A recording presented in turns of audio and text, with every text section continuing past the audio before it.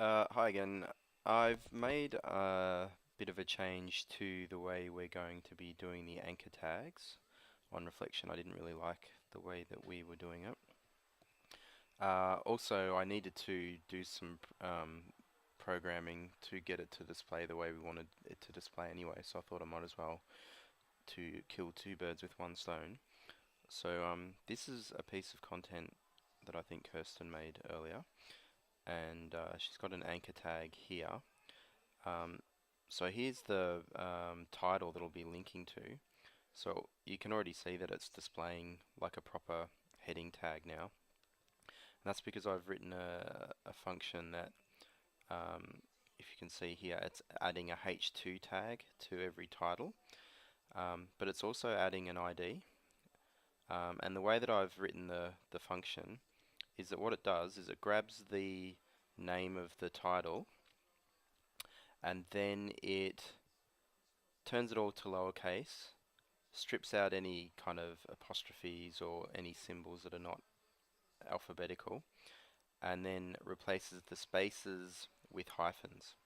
So in some ways you can pretty much predict what the ID is going to be, and we do need to know what the ID is because that's what we're going to be linking to when we create anchor tags. Um, so I guess there are two ways you can create your anchor tag. You can predict the name. You can predict what the ID is going to be by looking at the name. So if I looked at that, I would go, okay, it's going to be lowercase a, add hyphen a hyphen male hyphen approval, and that's what it is because that's how the code writes the IDs. But if that's too hard to remember anyway, what you can do is you can just create your piece of content, and then afterwards, what you can do is you can scroll down to wherever your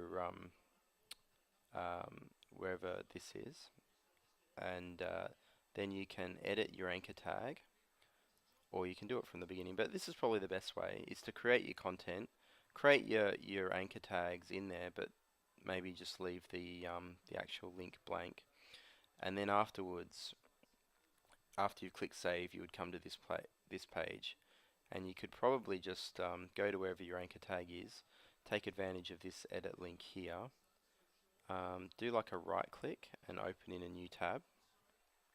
So then you could go back and forward between the two. So I can go, okay, here's my anchor tag. I can highlight it, go to the link, change that to URL. So that should be URL. This should be other. And now we need to know what to put here. So if you can't remember what it is, you can just go back here, go to the title that you're jumping to, right click on that and inspect element, and then you can just see what the ID is. You can even just copy and paste it. So you can just go add a copy and paste. And the only thing you need to remember is you have to have a hashtag first, because hashtag means ID. So you say you're jumping to the ID of add a mail approval, and then you press OK, and then we'll save that. And now, whoops, now we've got our link here, and if I click on it, it jumps to here. It doesn't work 100% correctly in that when you click, it hides this. We'll fix this in the CSS, but at the moment, because this grey bar here with the menu is kind of hovering over everything, so that's why the actual heading is at the top of the page, but it's just being hidden by that bar. But yeah, it did work. It is jumping to that ID. So handle that in the best way that you see fit. You can either add the ID while you're creating the content, or you can actually create the content, save it, and then do what I just did then to add the ID. Okay.